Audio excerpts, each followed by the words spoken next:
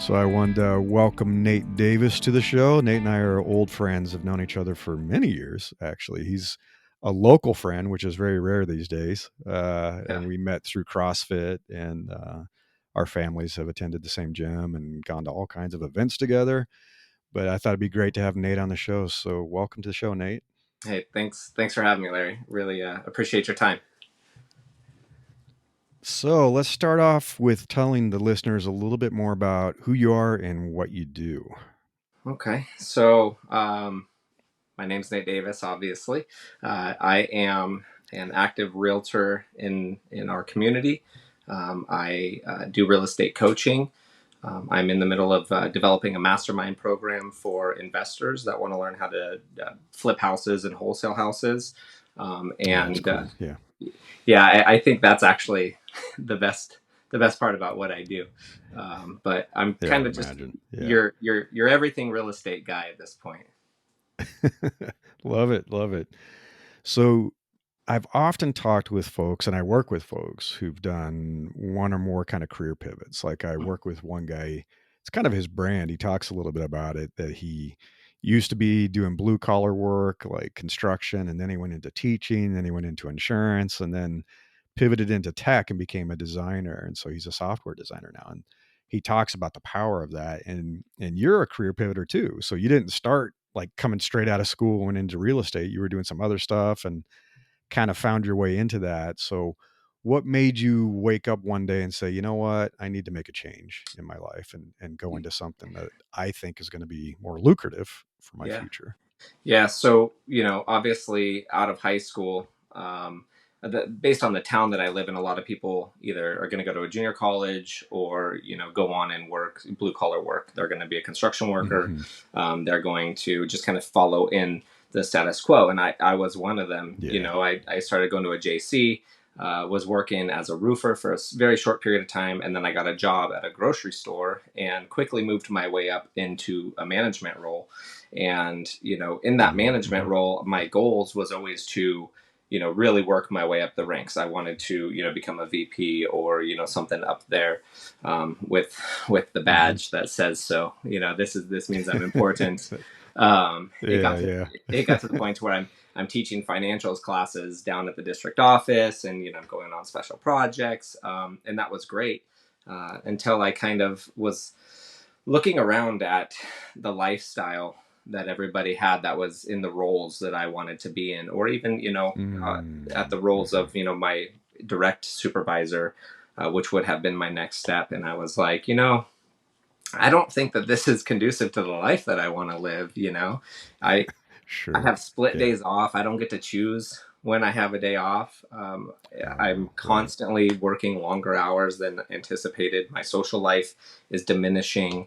My value to the company, it was really evident, was pretty low at certain times when you're not hitting these Mm. performance, based incentives or whatever Hmm. the case may Yeah. be. And so I actually had bought my first house at 21 years old, and during the process of buying my first house, I was like, hey, if this guy can be a realtor and he can do this job, I think I could do Yeah. this. Yeah. He was bragging about all this money that he was making and all this stuff. And I'm like, this guy does nothing. Like, what? I find the house on Zillow and I could do this for sure. And Right. Right. I had some family friends growing up that were in the mortgage industry, but I knew that I didn't want to do that because I am Mm. not somebody that's going to sit in an office all day. Right. So, like, Sure. Yeah. when I was kind of analyzing, okay, if I want to get into real estate, there's a lot of different things to do in real estate. Like, do I want to be Hmm. a mortgage broker? Do I want to be an appraiser? Do I want to, be a realtor? And that's the path that I ultimately chose. So I kind of pivoted, started getting my real estate license during, my employment still with the company that I was with. And, Smart. and Smart. then, kind of pivoted and went from there. It was kind of jumping in with the blocks on my feet in the deep end, Sure. but Yeah. Yeah. it it has proven to be an acceptable pivot Yes. at that point in my life, so Yeah. Yeah. For folks who don't know, Nate is one of the top agents in the county. I mean, he's really good at what he does, and people know his name. Um, you did something that's smart. A couple of things that are really smart that I recommend, and a lot of people don't do, which is one, you looked up the ladder and you took a look at the lives of the people that you were pursuing, Yeah. that next step up the ladder, and you're like, wait a second, this doesn't look like what I want my life to be. Yeah. And I think a lot of people don't do that. They just kind of climb and they say, got to get next, got to get next. And it's like, take a hard look at those people and say, is that where I want to end up? Yeah. And that's the first thing you did. I think that's fantastic. The other is getting your license and getting the education and training while you had a job. So that's important. And I talk with people about this, like, plan your next move while you're employed so you Hmm. don't feel desperate. You're Yeah. not panicking going, oh no, I'm running out of money and my bank account's dropping and Yeah. I need to just take whatever I can take. You had time to think about it and Yeah. plan and do all that. So you are really good at what you do. What do you think makes you stand apart from the other agents out there, and what makes you do so well? I mean, you really have done well. I think honestly, the foundational piece to my success is just the fact that I'm gonna work hard for you and I'm gonna be honest, right? I think those Yeah, are two foundational pieces in a lot of things in life, but definitely like in my sure. business, especially in the beginning. People know that I am new at my career. I don't have a lot of experience under my belt, but I'm going to tell you the truth, and I'm going to tell you if I don't know the answer, and I'm going to go find it, and I'm going to work hard for you. I'm going to treat you ethically, and I'm just going to be forthcoming with all the information. And if I need to, I'm gonna go off and get the answer.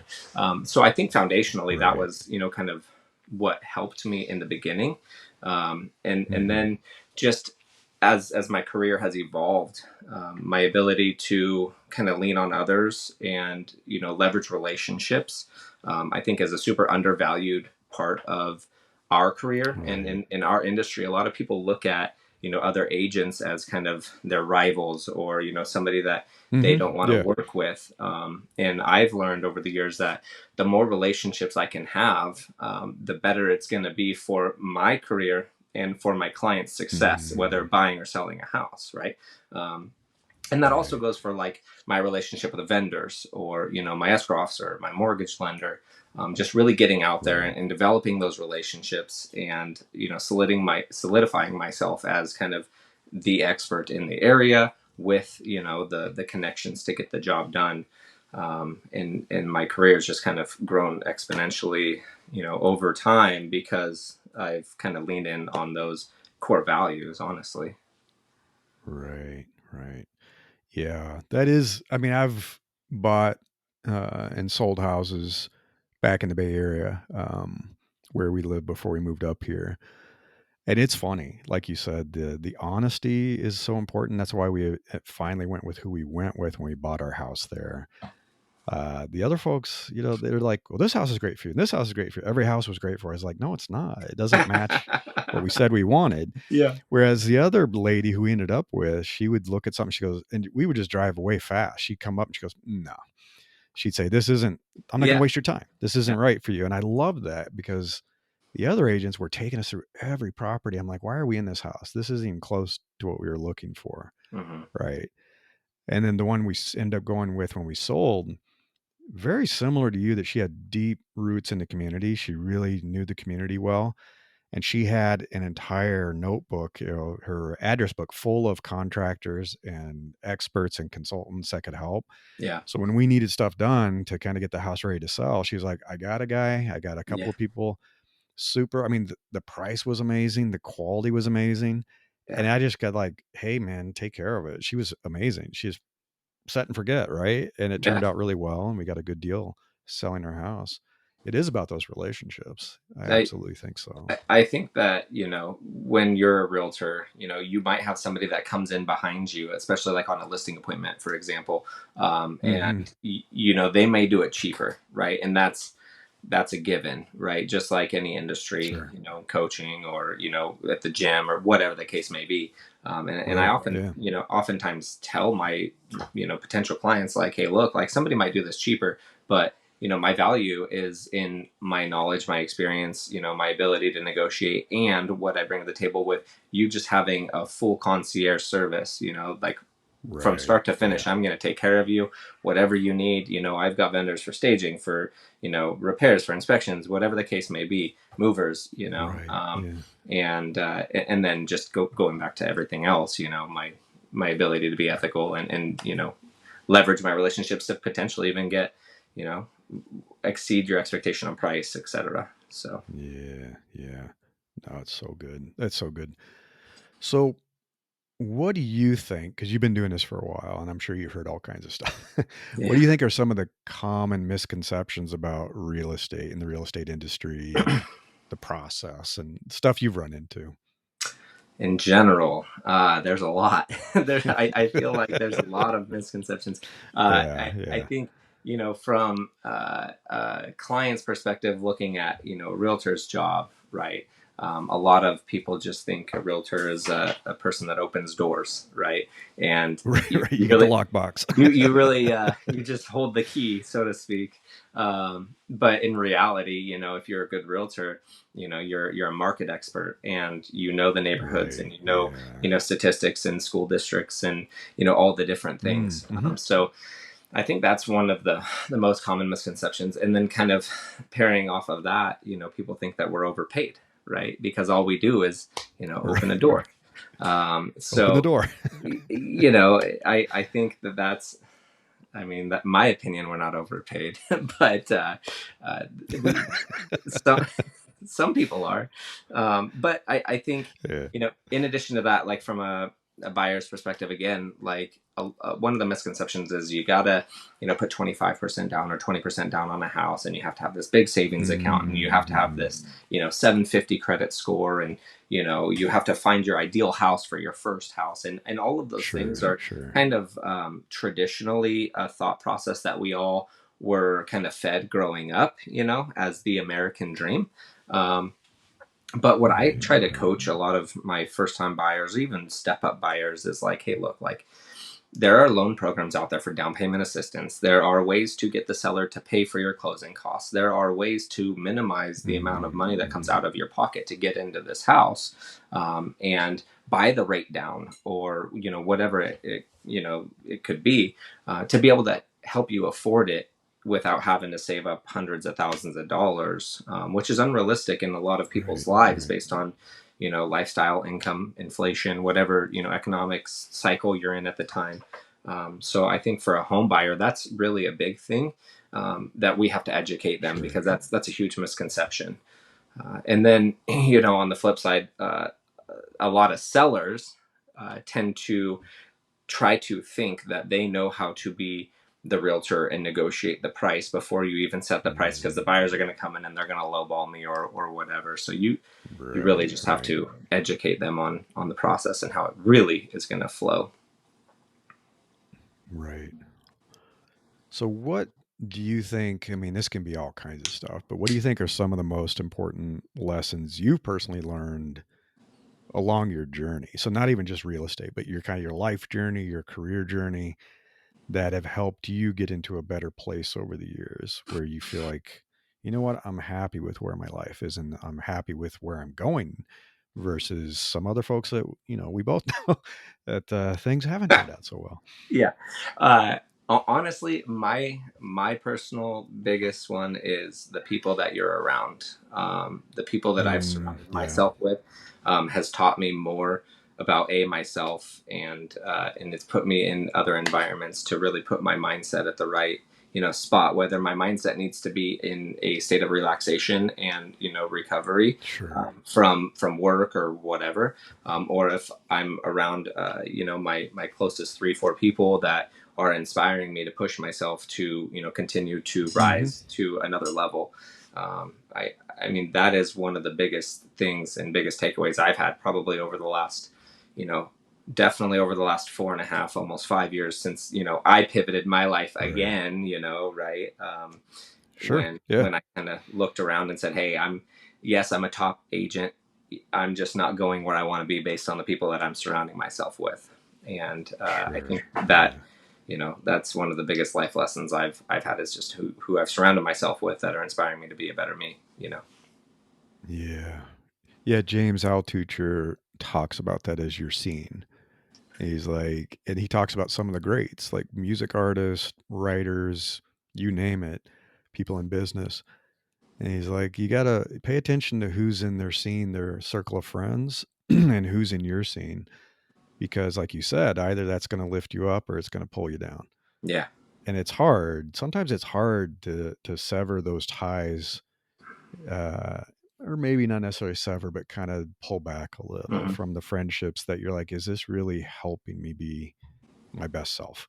Yeah. Um, it's painful. It's part of growing up. And I think there's a difference between people who grow up and mature. And like you said, every 5 to 10 years, they're pivoting and pivoting. They're kind of saying, I'm a new person now. And I see who I want to be. And I'm Hmm. learning as I Hmm. go Yeah. and things I need to change in my daily routine and ways I take care of myself and my family. And the folks who don't seem to do that. Yeah. So it's one of the most important things is who's around you. It really is.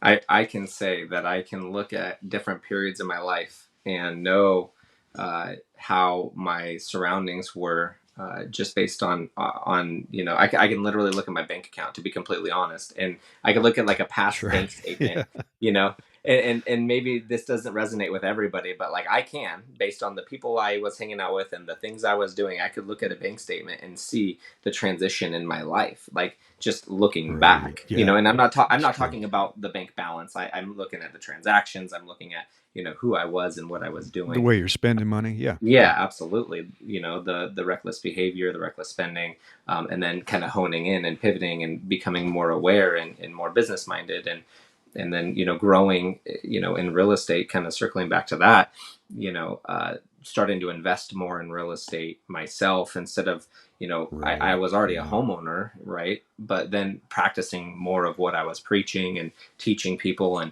instead of always telling people what to do and what decisions to make, really listening to some of my own advice and growing a portfolio, and Yeah. starting to flip houses and learn creative finance, and kind of break off from the status quo of what I was telling people is not reality. Well, I mean, I've bought houses without ever using a bank, and then Hmm. without using $1 of my own money. So I Right. frequently do Yeah. that, actually. So learning those processes and pivoting and seeing my trajectory go up over time, for sure. Yeah. No, that kind of brings up my next question is how do you keep learning and growing? So, and you've expanded the way you're doing business and Mhm. investing, and you've looked at ways to scale yourself. Because I think we all know that trying to sell our time for money only goes so far, right? Yeah. And it is get to a different point of how do I make deals where it's not just me, my money, that Mhm. it's other money, it's investors and things like that. So what do you do to keep fresh and keep learning and keep growing to advance yourself? I've kind of identified a few people like on social media that I want to follow. I don't follow Mm-hmm. and actually watch a lot of people. Like I have a lot of people that I follow, Sure. right? But I've really honed in on kind of like a core 5 or 6 people that I really, kind of, Okay. want to model after. And Yeah. and I've learned from their content and learned from the books that they write. I think Rich Dad Poor Dad was a book that really started to change, my mindset and the way that I view kind of money and Mm-hmm. life and real estate. And following people that are speakers like Ed Milet, who kind of help me, look internally and grow, Mm-hmm. from a spiritual standpoint, and beyond. People like Grant Cardone that have been in Sure. Yeah. in positions that I've personally been in, with his rehab and getting out of rehab and kind of growing. Mm-hmm. Whether you agree with his philosophies or whatever, he has done great things in the real estate sector. Sure. Post Yes. kind of being down at rock bottom and then figuring it out. Yeah. Yeah. So learning from those types of people and learning, hey, these guys are doing great things, and they're Right. doing it Right. non-traditional ways. And so really just continuing to identify, okay, hey, that guy's doing it. How is he doing that? I'm going to watch YouTube videos, or I'm going Yeah. to, read a book, or who are they listening to? I want to go listen to that podcast, because Right. that Yeah. podcast is going to, open my brain up. And instead of just spending my dead time in a car, listening to music, Mm-hmm. finding somebody that is talking about something that I want to learn about, and then from there it expands. I'm Right. inquisitive naturally, and so I see this guy named Pace Morby on Instagram, and this guy's buying houses without ever taking a loan or a credit check. And how's he doing it? Yeah. How's he doing that? I want to figure that out. So I just Right. continue to Yeah. push myself in that regard by kind of using the people that are influential on social media, and it's free. YouTube is free. Yeah. People have That's these right. excuses that they don't have the money to learn. There are billions of free videos out there in today's Yes. technology world. There is zero reason not to continue to grow, in my opinion. You know, and Yeah. and asking questions, people even locally, that I know that are successful, and maybe they had a different way of doing it in the past. Hmm. But I want to know, because could I take Right. what their knowledge is from the past and apply it to today's world, and then use what I know to propel Mm. forward. That's a good point, because I think there is a lot of foundational stuff that still holds true and works Of well. course. Yeah. Some old school sales folks, it's like that's just human nature and psychology. And now we're trying to do it online, but it's Yeah. still humans, right? Yeah. It's humans Yeah. talking to humans. Absolutely. No, you made a good point. I think a lot of people kind of use social media to entertain and turn their brain off, and YouTube and everything, right? It's recreational, and there's some amount of recreational entertainment that's I think is okay. But I think people miss the opportunity of social media being an educational resource, Yeah. and YouTube being an educational resource. And like you said, it's like there are so many free resources that there's no reason to not continue your education. I talk about this with people I coach, where sometimes much younger folks will reach out and they're like, I can't really afford coaching. I'm like, I've got 6 years of content I've written Right. that's free. Yeah. Go read it. Like how to write your resume, how to do a good job interview. It's like, go read it. It's totally free. All it takes is your time. Yep. Right. Yeah. I encounter It that is too, because I kind of pivoted from being just a realtor to now I'm a realtor, and I'm kind of flipping houses every so often. And then the market got so hot after COVID that, like, I had no time to do yeah, anything but be a realtor. Like, I was, sure. selling 50, It 60 was houses hot. a year. Yeah. Like, I was so busy, I couldn't do anything else. Yeah. And then as the market has kind of transitioned again a little bit, I've been able to, kind of pivot again, and I'm still, performing and Right. still selling houses, but it's given me the ability to kind of grow in other ways. And, kind of circling to your point, I've began kind of coaching people, right, and coaching them on Yeah. how Yeah. to be a good realtor, or how to identify investment opportunities, and be a good real estate investor. And you can tell the people that are serious, and the people that are Sure. just kind of want the free stuff, Right. because Yeah. I've spent, and as have you, many hours kind of honing in on my craft. So if Sure. you want me, you got to pay for me. Otherwise, you can go get my free stuff. you know. Right. Yeah, exactly. Yeah. Yeah. No, that's such a good point. And a lot of folks who listen to this are entrepreneurs, solopreneurs, or want to be business owners. Yeah. And you've pointed out something that I've talked about a lot is like, don't have a single income stream, which makes you so vulnerable and fragile. Because, like you said, the market could be super hot and you're just so busy doing real estate, you can't do anything else. And Yeah. there's times it cools off. It's like, now what? And I know Yeah. people who get in that situation are like, oh, I'm not making as much money this year. Hmm. Well, it doesn't get as scary if you have other income streams. So if Yeah. you're doing coaching, which I think, I talk about this, anybody who's been successful in their primary career can easily be a coach, because Hmm. there's so many folks that you could reach back and say, let me show you what I've learned, the lessons I've learned, the mistakes I made that you don't have to make. Yeah. All that's coaching basically. Yeah. And the investment properties and all that kind of stuff. So important to have multiple revenue streams as an entrepreneur, a solopreneur. It's really, you got to diversify like anything. Yeah. Yeah. No, I agree. I can tell, when everything's constricting, and if you only, Yeah, I've had that one revenue stream, right? And it's like, I don't have a deal closing this month. Like, okay, sure. I Yeah. have enough money to Now get what? through, but what if this happens again and again, right? That's right. Yeah. Or if somebody's, just starting out and they're trying to build a business, obviously that's going to be very difficult, if that's Right. the Right. only source of money that you have coming in. And I have friends who are business owners and entrepreneurs that have you know that have succeeded and failed, and that Sure. failure is always part of it. I always say I'm failing forward when I fail, because not everything that I've done has had success, right? I take everything Sure. as a Yeah. lesson, and things happen for me, not to me, right? But having multiple revenue streams gives you that kind of breath, and kind of you Yeah. can, let your shoulders down and be like, okay, I don't have to stress, and I can be more productive, and I can, you know, be Mhm. a better version, more clear, thought of mind or train of thought, when I'm, not worried if I'm going to have money to pay my mortgage That's this right. month. Yeah.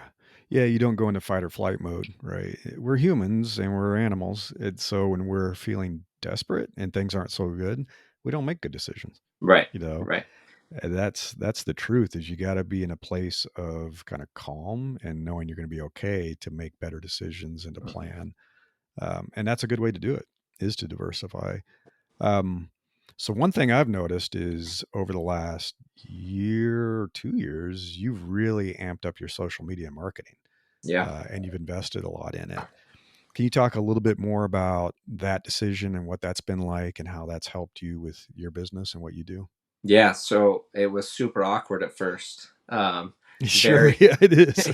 it's not something that's comfortable for most people, and it's Yeah, unnatural, yeah, and it was just like, most of us don't want to be vulnerable and feel stupid, right? right. And it Yeah, really yeah, yeah. did. And even still, I still grab my phone and I'm looking at it and I'm talking to it and I still feel stupid, right? But it's fine. It is what it is, but I've really noticed that, as I've been able to grow, with, my comfort in staring into a camera and talking into a camera, Right, right. um, Yeah.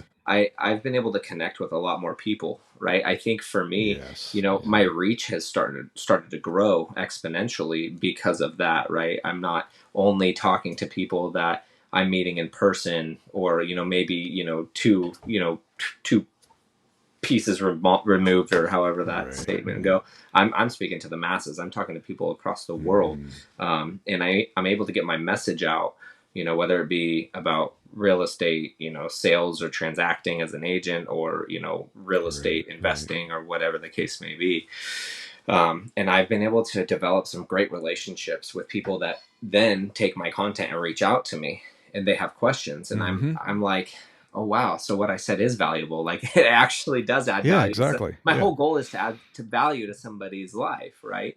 Um, and Right, through the social right. media growth, I've had, I've made significant money, just because people see what I'm doing and they're like, hey, I want to work with this guy, or hey, I have Right. an Yeah. issue that he can solve, right? Whether it be a house Mhm. that they need to get rid of. So I've been able to touch different sectors that otherwise I wouldn't have been able to.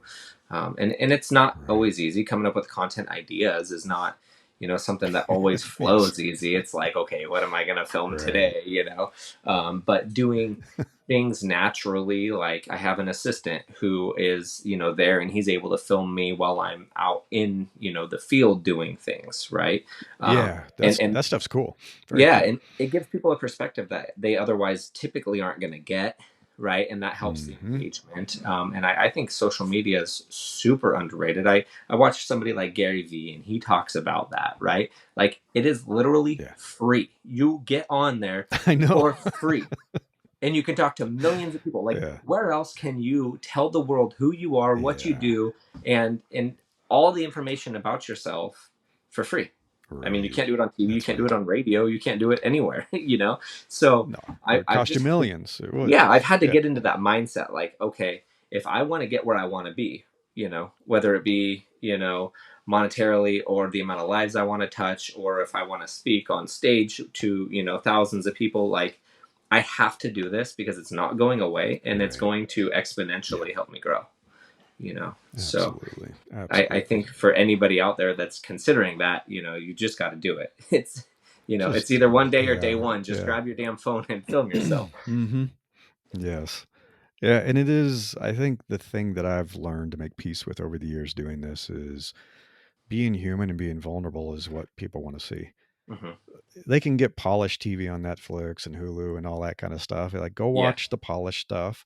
Yeah. But for those of us that are just human beings in the world and putting stuff on social media, they want to see you being vulnerable. They want to Yeah. see the mistakes, you know?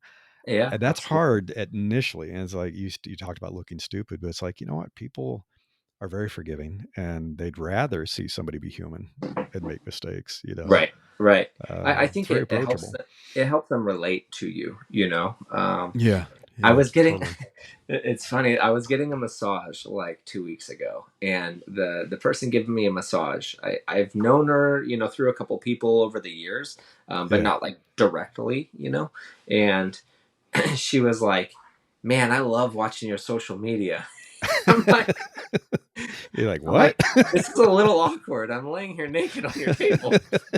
She's like, I learned so much, and this is so great. And That's I'm like, cool. hey, it Wow. is cool. And then I was at the state capitol on a field trip. I was chaperoning for my daughter, and somebody walked up to me at the state capitol, no idea who they were, and they were like, "You're Nate Davis," and I was like, "Yes, I'm Nate Davis," and they Oh, were like, wow. "I follow you on Instagram," and I was like, Isn't that crazy?